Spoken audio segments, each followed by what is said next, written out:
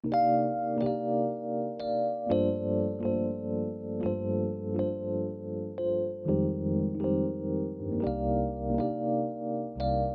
Alaska Teen Media Institute, this is Podcast in Place, Youth Stories from Quarantine, a series about youth in Alaska during the COVID-19 pandemic. We're bringing you stories, interviews, and audio diaries from teenagers and young adults stuck indoors without anything else to do. I'm ATMI producer Rowan Pickard, recording this on my computer in my humble abode since the main ATMI studio is closed for the time being. Today we're going to hear from Michael Martinez. Born and raised in Anchorage, Alaska, Michael is Yup'ik and Otomi and is pursuing a degree in biological sciences at UAA. He is involved in biotechnology development research and is currently working in the Advanced Instrumentation for Microbiome Studies facility to manufacture COVID-19 tests for the state of Alaska. ATMI producer Ryan Danigole spoke with Michael to talk about the work that he is doing. This interview was recorded remotely on July 21st, 2020.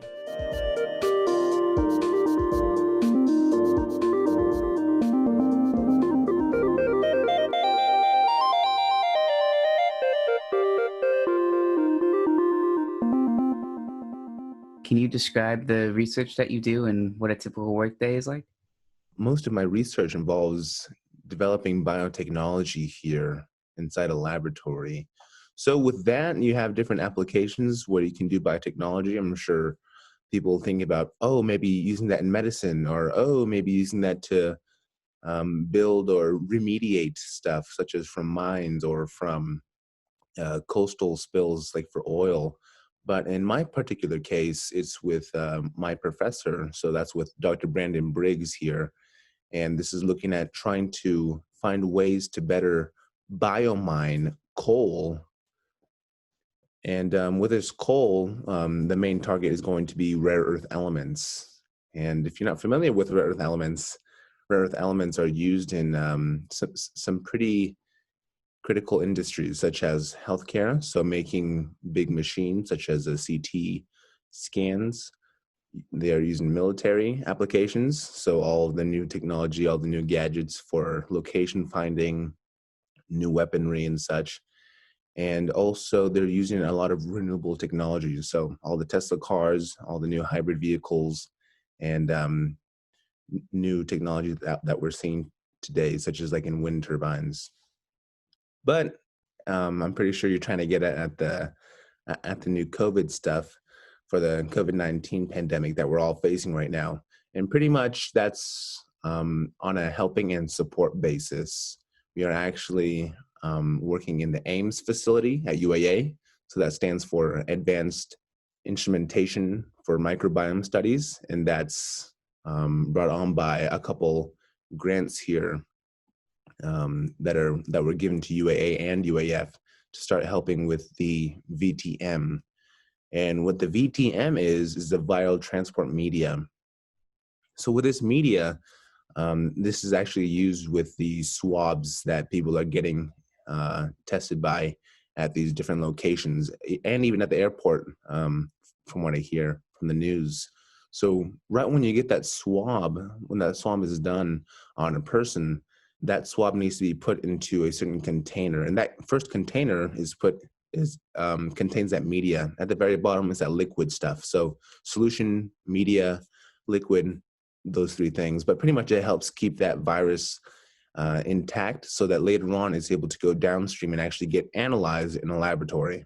So that's what we're doing right now at UAA. Oh wow, that's interesting. When you first learned about COVID-19, were you expecting it to get as big as it has? Oh,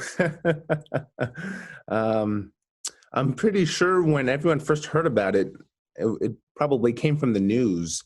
I think I was actually in Mexico on vacation in December. I was out with my family, and then we also went to Seattle. But to be honest, we saw some news articles like talking about how China was dealing with it, and then looking at how other countries that were nearby, they were taking precautions for people traveling. And then for me, because I'm able to, I kind of think about how things are able to move around. For me, I was thinking about maybe all the air travel. I think that might spread it out further, especially due to one person is able to get from China to somewhere else in probably 8 hours or so, 8 to 12 hours, able to travel a pretty far distance. But at first, I did not think it would come over here in the United States at least. I was thinking, similar to Ebola, you see a couple patients or people who are getting tested positive for those type of viruses. They mostly stay in that region or in that area. But yeah, it was quite a surprise. Yeah, I'm telling you, it was quite a surprise to see that it came over here, took over some of the Western countries, such as France and Italy, and then it's like, oh, it's coming. Given that you're only 20 years old, what past experience have helped you to get in this position? Yeah, that's a great question. And I think that's the question a lot of people have asked me, whether it be if they're a couple years older or if they're one of the professionals that I meet in a conference or in a closed meeting, or even some mentees have asked me that, and they have uh, asked me to be their mentor or see if I can answer some of their questions or try and guide them in a different path, whether it be if they're here in town or in the lower 48. So for me, I think for any educational or looking around how to do well or get to an area, for me, I'll talk specifically about science. It all starts at a young age, being in those environments such as science fairs, asking people what do they do, and being able to ask questions and being able to keep going even though you might fail at something. So building that kind of endurance to ask questions, see what happens. If it doesn't happen in your favor, what can you do to change it or maybe alter it so that you understand it better? And then being able to ask that to, for example, teachers who have their degrees in science areas. I think they were particularly helpful, especially for me in elementary. I went to Northern Lights ABC. That was also here in town. So we were kind of forced to also, it was part of our grade sometimes to also do the science fair. I'm not sure if that's the case now, but I think it's a very good idea to keep students doing that. And then into high school, I also went to Service High School. It was local here, and I went through the Biomedical Career Academy. I highly recommend students to apply to that and try and get experience there, especially during these times if they want to understand or go into the medical field. So with there, I got some hands-on experience. I got to learn about different areas of health, whether it be oncology, so cancer-related issues, and different things with working with research reports, writing, how to read those type of writing, what to look for, and just the basic lab skills, how to pipette something, how to stay clean, how to wear your PPE. Some people know that nowadays, especially due to all the news here. So your personal protective equipment, whether it be goggles, gloves, lab coats, hair cover, foot cover, and such. But yeah, all those initial experiences were able to help me kind of gain traction into trying to make an impact in my local community or even state also. So that's been my goal, to see what I can do in the classroom or what can I do with what I learn and how do I give back in a way. And for the high school part, I entered into this competition. And this is what I mean by students or anyone any age should apply to something that they think that they can do. If you think you can do it, you should probably do it. For this application, it was for the Emperor Science Award program. It was in partnership with Novartis, Genentech. So these are pharmaceutical companies, pretty big ones, and also Stand Up to Cancer, a program to help with cancer patients and funding. So I entered into the writing portion, and that's pretty much seeing how scientists and students can collaborate to make a better healthcare future for in the coming years. So pretty much my idea kind of revolved around teamwork and communication. How do you build great teams, and how do you keep good ideas bouncing back and forth? because on the negative side, you hear, or even if you bring it back to past experiences where each of us probably have had bad experiences with teammates or being put in an environment where you're trying to get your idea across, but your idea is not heard, it's ignored, or it's shut down or laughed at completely. So how do you get to keep going and develop your team if that communication barrier is put up? So pretty much getting scientists and also doctors and other areas of the medical field to talk about what's happening, and also the patient feedback. I think that highlighted my program there. But I was able to do that, and my main experience was with Dr. Martinson, also here at UAA, working with oncology and patient information. So that, I think, brought me to be a pretty good candidate for applying to some research positions here at UAA. And funny enough, coming from a biomedical and oncology background with research and looking at different areas with human cells and biomedical applications, it was funny to kind of get the introduction to work with Dr. Briggs, primarily working with coal. So looking at geochemistry applications and biotechnology aspects. So when I first got that paper, or to do a meeting, I was kind of hesitant at first. I was like, do I really want to do this? Do I think this actually interests me? But after meeting him and after looking into what we're doing and the potential benefits in the future, I was starting to realize, I was like, oh, wow, this actually seems like a pretty good project. And I'll see how it goes.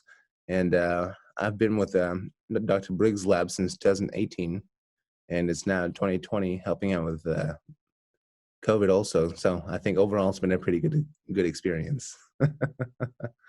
So speaking of your workplace, are there any risks that you've seen of catching COVID? Are there any health risks, or are y'all keeping it pretty good? Yeah, that's a great question, especially currently speaking about facilities and people gathering in places. You see, you either see a lot of cleaning precautions being taken, people having their temperatures checked, masks being worn. Either that, or you see in the local area people gathering, congregating, or going out and sporting events and such, or going into stores without any masks.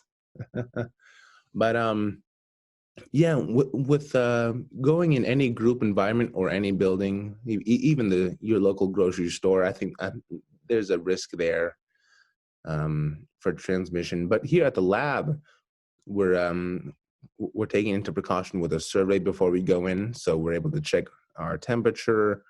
Are we feeling okay? Do we feel off in any way? If so, or did we encounter anyone who may have been sick or may have been from out of state and did not follow their quarantine? Did we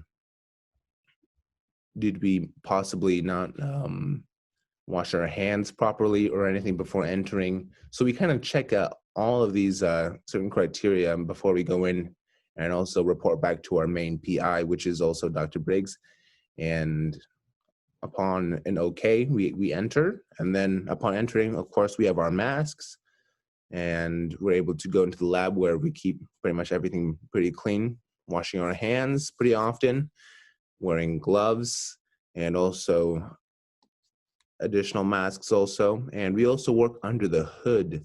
So with the ventilation hood, you're able to get that ventilation, especially trying to keep samples clean, considering the VTM media used for the COVID-19 tests. And upon keeping these clean, you're also able to keep a pretty clean environment, especially with cleaning down things, wiping down handles, countertops at the beginning of every day, in the middle, and also at the end. So I think we do a pretty good job keeping clean, especially we've all been in lab environments prior and have been doing this for 2 or more years. So we kind of know what we're doing. And we try to maintain that 6 feet social distancing, or working in separate rooms or different parts of the lab. So we don't really need to encounter people that much. So I think we do a pretty good job. And do you take any like extra steps like at home or maybe even at work that like just to make sure that you don't catch it either outside or at work? Yeah, so for me personally, I think that's a personal question and a preference. It's probably different for everyone, whether if they have a good understanding of the medical literature and applications versus those who are not very experienced in the area. But yeah, for me personally, like when having lunch, I'll go back out to my car.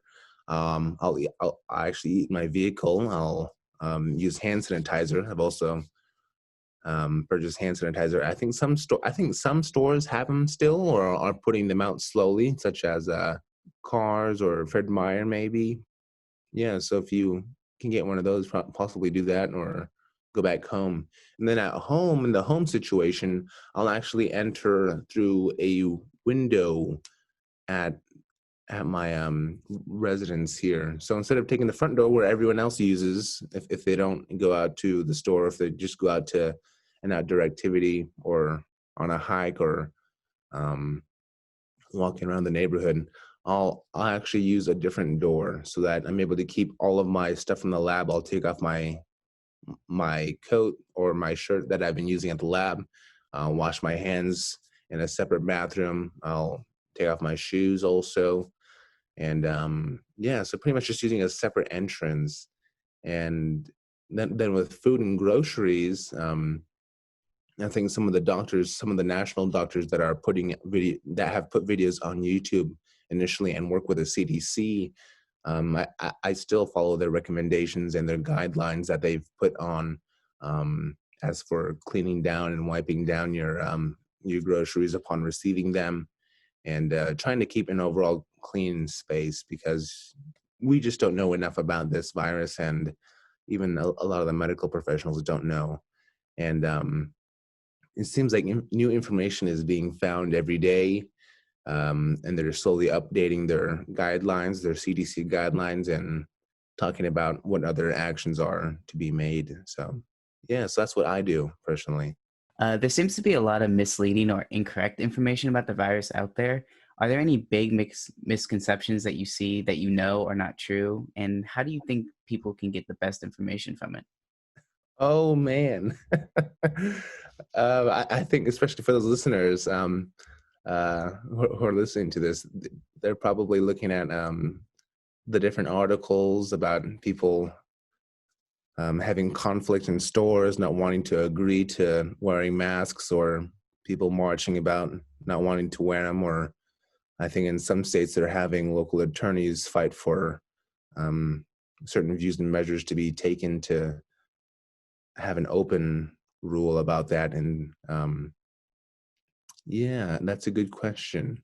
As for different misconceptions, I think one that I can probably talk about is probably there's also views on Twitter also from MDs and PhDs and other people who work as nurses and EMTs in the health profession. But yeah, looking at how people are talking about that wearing masks or wearing face coverings is limiting your oxygen levels.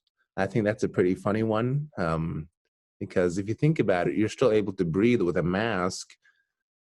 It's not closed ventilated. Otherwise, if you put the mask on, you're going to suffocate yourself. But that's not the case here. But I think a couple of doctors have even put up YouTube videos or videos on Twitter where they completely cover their mask in like a full gown also, and maybe put on extra masks, and then also an O2 monitor on their finger, and you don't see a shift at all in oxygen levels.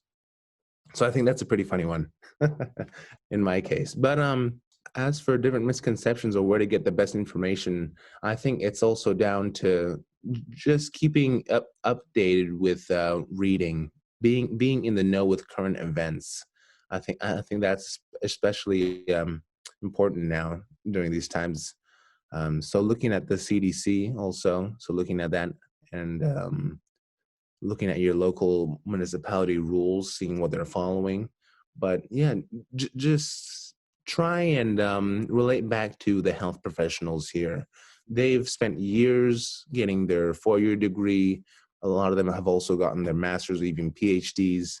And they've taken a lot of years to get where they're at, and it's not easy, and it's definitely not a short road. But they've spent countless years here putting information to try and best help the public. And I think that's where we have a little bit of a break here between the general public, some of the political areas, and then also back to the health professionals who are just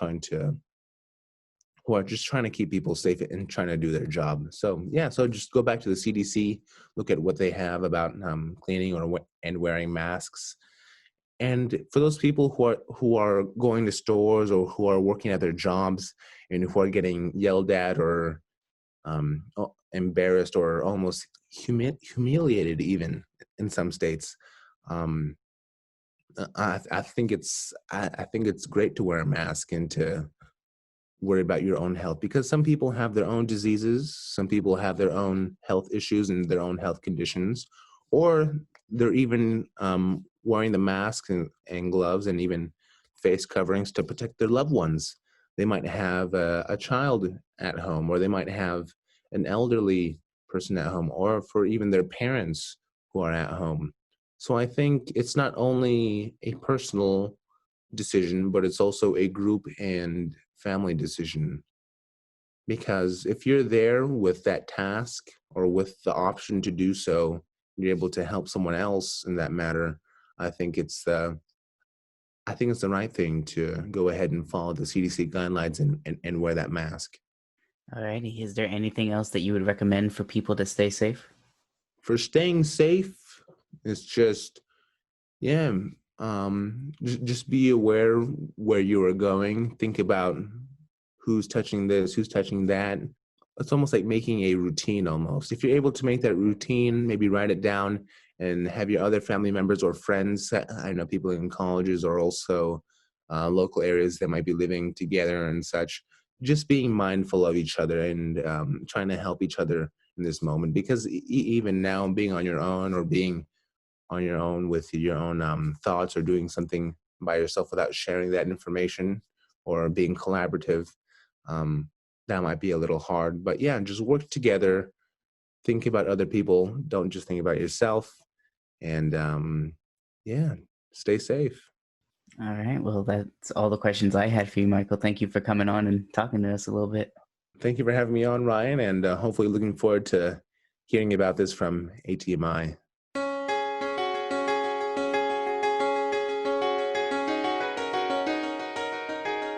That was Michael Martinez speaking with ATMI producer Ryan Danigole.